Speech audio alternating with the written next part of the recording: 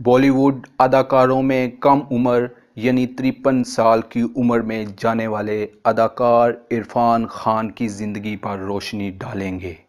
عرفان خان نے اپنی زندگی میں اپنا نام کس طرح کمایا، یہ سب ہم آپ کو دیکھیے، سنیے، جانیے میں کون تھا وہ کی سیریز میں بتائیں گے۔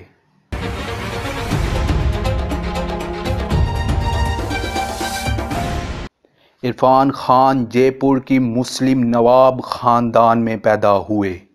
ان کی والدہ سیدہ بیگم کا تعلق بھی ایک جاگیردار خاندان سے تھا۔ عرفان خان نے سٹاپا صقدر سے شادی کی تھی، جو NSD میں عرفان کی ہم کلاس تھی، جہاں سے عرفان نے گریجویشن کیا تھا۔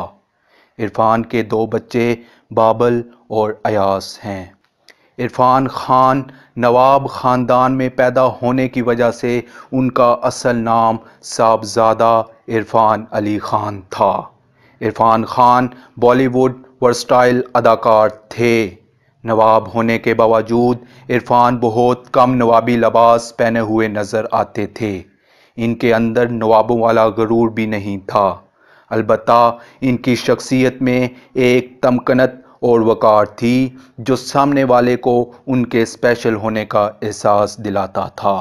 وہ نہیں چاہتے تھے کہ لوگ انہیں ان کے پس منظر کی وجہ سے پہچانیں، اس لیے انہوں نے اپنے نام کے ساتھ صاحبزادہ کا خاندانی لقب ہٹا دیا۔ 1987 میں عرفان ممبئی آئے تو انہوں نے یہاں پر لاتعداد ٹی وی سیریلز میں کام کیا، جن میں سارا جہاں ہمارا، بنے گی، اپنی بات، سٹار، بیسٹ سیلر جیسی سیریلز شامل ہیں۔ سٹار پلس کی ایک ڈرامہ سیریز ڈر میں عرفان خان نے ایک نفسیاتی سیریل کلر کا رول ادا کیا تھا، جس نے بعد میں انہیں فلمی دنیا میں مضبوط ویلن کے رولز دلوانے میں اہم کردار ادا کیا۔ ایک ڈرامہ سیریل میں عرفان نے شاپ کیپر کا کردار ادا کیا تھا اور انہیں اپنی بیوی کے بارے میں غلط فہمی ہو گئی تھی کہ وہ انہیں دھوکہ دینے کی کوشش کر رہی ہے، اور ایک دوسرے کردار میں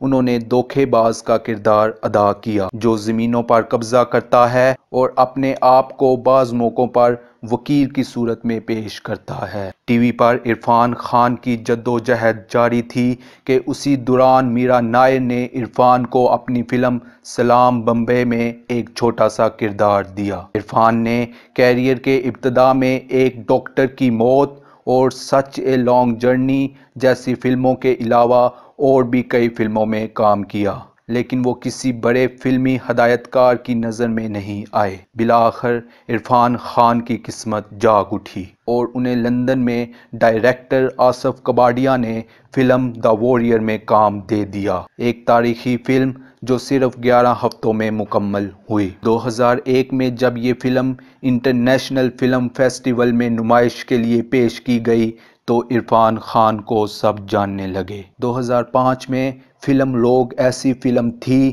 جس نے بالی ووڈ میں عرفان کو ایک بار پھر ناظرین کے سامنے امتحان کے لیے پیش کیا۔ 2004 میں عرفان کو فلم حاصل کے لیے Filmfare best villain award بھی دیا جا چکا ہے۔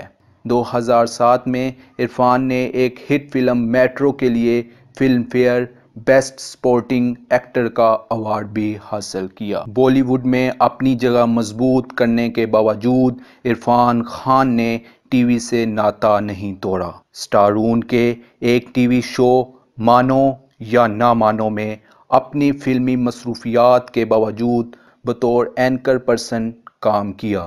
عرفان خان نے اپنے ایک بیان میں کہا تھا کہ وہ چاہتے ہیں کہ مستقبل میں زیادہ سے زیادہ ایکشن فلموں میں کام کریں۔ اس کی حالیہ مثالوں میں فلم نیو یارک ہے، جس میں انہوں نے ایک FBI ایجنٹ کا کردار ادا کیا۔ اس کے بعد عرفان خان نے بہت ساری فلمیں کی۔ 2014 میں عرفان خان فلم گنڈے میں ظاہر ہوئے۔ اس فلم نے باکس آفس میں اپنا ریکارڈ قائم کیا۔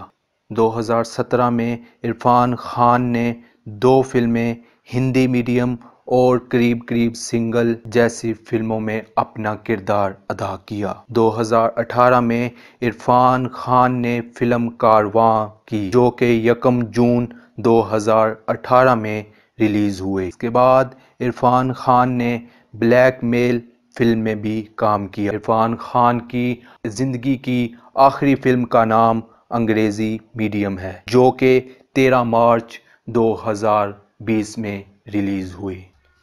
فروری 2018 میں وہ انجانی بیماری نے گھیر لیا۔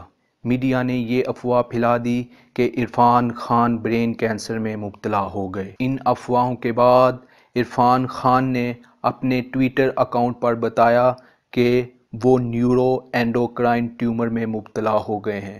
یہ کینسر کی وہ قسم ہے جو ان کے جسم کے باقی حصوں کو بھی ٹارگٹ کر سکتی ہے۔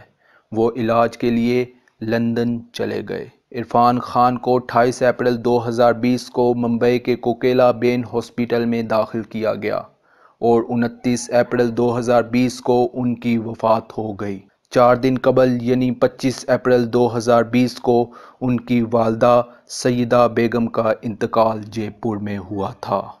چاند پہ بعد میں جانا زمانے والوں، پہلے دھرتی پہ تو رہنا سیکھ لو۔ ابے محبت ہے اس لیے گانے دیا، ضد ہوتی تو باہوں میں ہوتی۔